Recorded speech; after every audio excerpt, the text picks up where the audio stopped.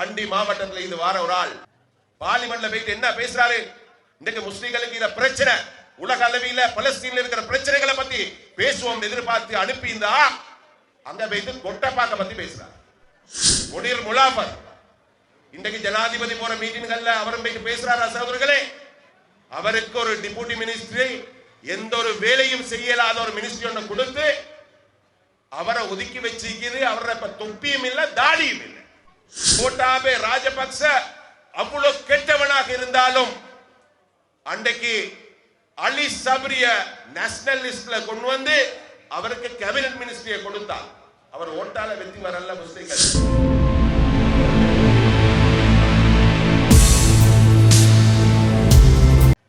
இரண்டாயிரத்தி 24ஆம் ஆண்டு ஜனாதிபதி தேர்தலில் யாரும் நினைக்கவில்லை அனுரகுமார திசாநாயக்க இந்த நாட்டில் ஜனாதிபதி ஆவார். ஏன் அனுரகுமார திசாநாயக்கவே நினைக்கல அவர் ஜனாதிபதி ஆவார். அன்றைக்கு நாட்டிலும் அறக்கலை ஒன்று இருந்துச்சு. அந்த அறக்கலையில மக்கள் எல்லாரும் பேசின ஒரு விஷயம்தான், நாட்டில் அரசியல் கலாச்சாரத்தை மாத்தணும், பாராளுமன்றத்தில் இருக்கிற எல்லாரையும் வீட்டுக்கு அனுப்பி புதிய ஆட்களை கொண்டு வரணும்னு சொன்னாங்க. இதற்கு கொஞ்சம் ஆட்களும் நல்லா சூடாயிட்டாங்க. நான் சொல்லல பார்லிமெண்ட்ல இந்த எல்லாரும் நல்லவங்க, பார்லிமெண்ட்லயும் ஒரு சில திருடர்கள் இருந்தார். திருடர்களை வீட்டுக்கு அனுப்பிட்டு நல்லவங்களை வச்சுக்கொண்டு புதியவங்களை கொண்டு வருவோம் சொல்லியிருந்தா அது சரி. ஆனா மக்கள் பேசின இந்த விஷயத்தை ஜேவிபி செல்லக்கூடிய தேசிய மக்கள் சக்தியாக இன்றைக்கு அவங்கள மாத்தி கொண்டிருக்கக்கூடியவங்க இத ஒரு மக்கள்கிட்ட மனசுல விஷயத்தை அவங்க புடிச்சு கொண்டாங்க.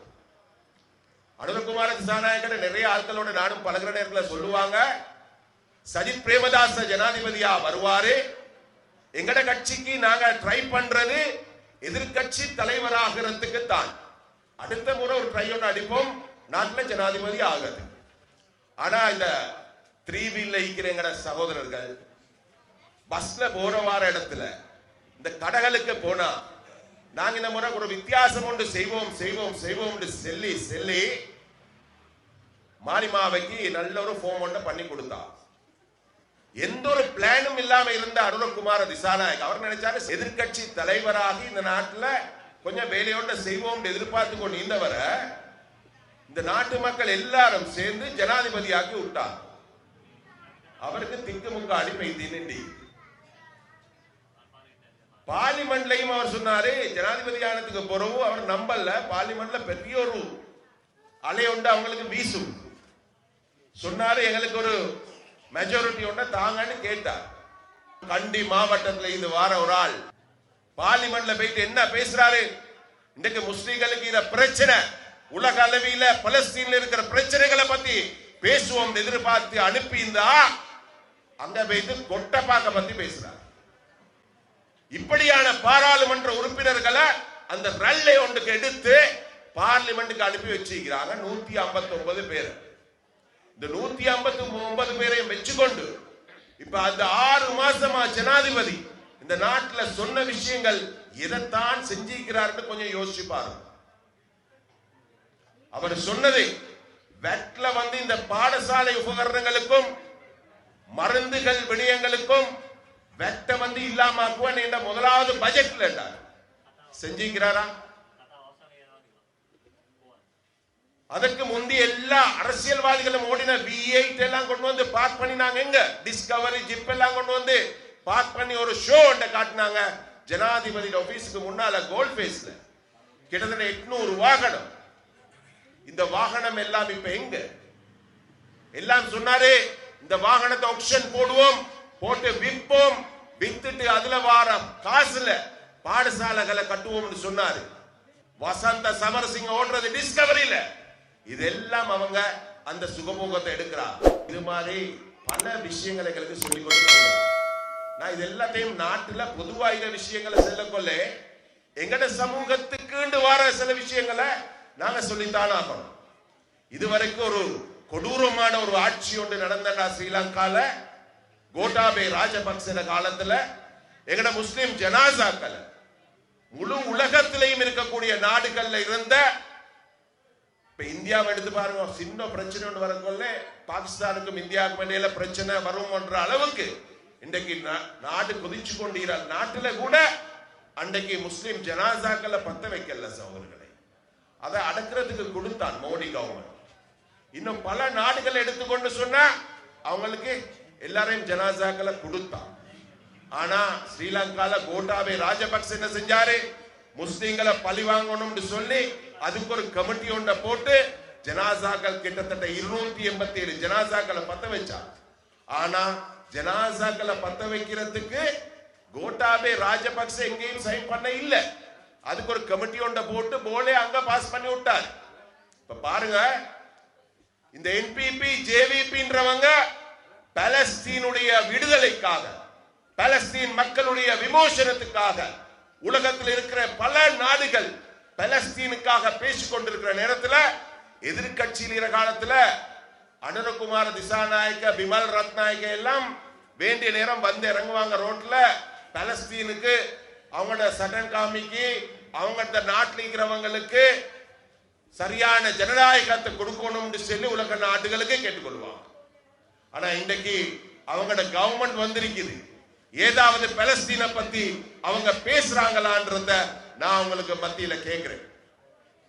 ஒரு அப்பாவி பொடியன் எங்கட ருஷ்டி கலம்புல வேலை செஞ்சு கொண்டிருக்கிற ஒரு கம்பெனியில அவர் என்ன செய்யறாரு, கிட்டத்தட்ட 50,000 மக்களுக்கு மேல குழந்தைகள், பெரியோர்கள், வயோதிபர்கள் பார்க்காம இஸ்ரேல் அடி அடி நடிச்சு காசால் இருக்கக்கூடிய எங்களுடைய சகோதரர்களை கொன்று குவித்துக் கொண்டிருக்கிற நேரத்தில் அவன் உள்ளத்துல எங்கட உள்ளத்திலையும் அந்த வெறி ஈகுது. அவன் என்ன செய்யறான், ஃபாக்ஸ் ராயின்னு சொல்லி ஒரு ஸ்டிக்கர் உண்டு ஒரு பக்கெட் ஒன்றுல ஒட்டி வச்சதுக்காக வேண்டி அவன் என்ன செய்யறாங்க,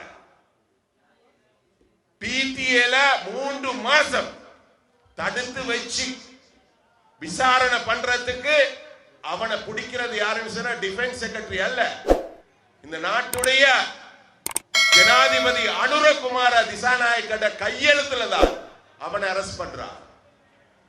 இப்படியான ஒரு ஜனாதிபதிய முஸ்லிம் மக்கள் எல்லாரும் அவங்களுடைய வாக்குகளை கொடுத்து தெரிவு செஞ்ச ஒரு ஜனாதிபதியும் பாராளுமன்றமும் முதலாவதாக 159 பேரை தெரிவு செஞ்சதுக்கு பிறகு இந்த நாட்டில் சுதந்திரத்துக்கு பிறகு அது கோட்டாபே ராஜபக்ச அவ்வளவு கெட்டவனாக இருந்தாலும் அன்றைக்கு அலி சப்ரிய நேஷனல் லிஸ்ட்ல கொண்டு வந்து அவருக்கு கேபினட் மினிஸ்ட்ரியை கொடுத்தார். அவர் ஓட்டால வெற்றி வரல முஸ்லிம்கள், அவரை நேஷனல் லிஸ்ட்ல கொண்டு வந்து கொடுத்தார். ஆனா இன்றைக்கு எத்தனையோ முஸ்லிம் பாராளுமன்ற உறுப்பினர்களை ஒவ்வொரு டிஸ்ட்ரிக்ட்ல இருந்து பார்லிமெண்ட்டுக்கு அனுப்பினோம். யாருக்காவது கேபினட் மினிஸ்ட்ரி ஒன்று கிடைச்சிச்சா? சுதந்திரத்துக்கு பிறகு முதலாவது அரசாங்கம் கேபினெட்ல முஸ்லிம்கள் இல்லாத ஒரு அரசாங்கத்தை உருவாக்கி இருப்பதும் இந்த அனுரகுமார திசாநாயக்க என்பதை நீங்கள் நன்றாக மனதிலே வைத்துக் கொள்ளுங்கள் சகோதரிகளே. எல்லாருக்கும் ஞாபகம், அனுர திசாநாயக்க ஜனாதிபதி எலெக்ஷனுக்கு முன்னால மீட்டிங்களுக்கு போகல அது ஈஸ்டர்ன் ஐக்கலாம், கேண்டி ஐக்கலாம், குர்நாகலை ஐக்கலாம், தொப்பி போட்டுக்கொண்டு ஒரு மௌலவி வந்தார், முனீர் முலாபர். இன்றைக்கு ஜனாதிபதி போற மீட்டிங்கள்ல அவரும் போயிட்டு பேசுறாரா சகோதரர்களே? அவருக்கு ஒரு டிப்யூட்டி மினிஸ்ட்ரி, எந்த ஒரு வேலையும் செய்யலாத ஒரு மினிஸ்ட்ரி ஒன்று கொடுத்து அவரை ஒதுக்கி வச்சிருக்கிறது. அவரை இப்ப தொப்பியும் இல்லை, தாடியும் இல்லை.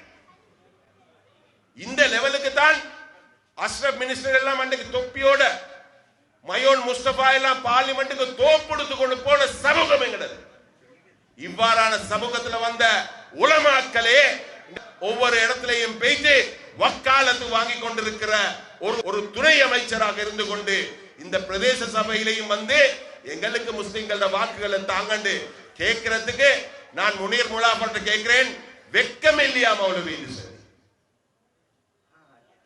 இந்த முறை மட்டும் அதே பாராளுமன்ற தேர்தலில் அவங்களுக்கு வாக்களித்த சகோதரர்கள் பிரதேச சபையிலையும் அந்த என்பிபி கட்சிக்கு வாக்களிப்பாங்கன்னு சொன்னா இந்த அரசாங்கம் இப்ப போற பயணம் சரியின்றி முஸ்லிம் சமூகம் சொன்னதாக எண்ணி அவங்களோட பயணம் இன்னமும் கேவலமாயிக்கும்ன்றத நாங்க சொல்லிக்கொள்ள விரும்புகிறோம். எனவே அவங்க இந்த போற பயணம் பிழையான ஒரு பயணம்ன்றத நாங்க எல்லாரும் சொல்ல வேண்டிய ஒரு கட்டாயத்தில் இருக்கிறோம். அதனால நீங்க எல்லாரும் இன்ஷா அல்லாஹ் நீங்க இங்க இருக்கிறவங்களும் சரி வெளியே இருக்கிறவங்களுக்கு சரி அவங்களுக்கு சொல்லி இன்ஷா அல்லாஹ் எதிர்வரும் 6ஆம் தேதி மே மாதம் நடக்க இருக்கிற இந்த பிரதேச சபை தேர்தல்ல உங்களுடைய பிரதேசத்துக்கு ஃபாஹிம் கௌஸ் அவங்க முன் வந்திருக்கின்ற ஐக்கிய மக்கள் சக்தியுடைய தொலைபேசி சின்னத்துக்கு உங்களுடைய வாக்குகளை அள்ளி கொடுத்து அவரை பிரதேச சபை உறுப்பினர் ஆக்குவதன் மூலம் இன்ஷா அல்லாஹ் அனுரகுமார திசாநாயகிக்கும் அவங்களுடைய என்பிபி கவர்மெண்ட்டுக்கும் ஒரு மெசேஜ் ஒன்று செல்லலாம்.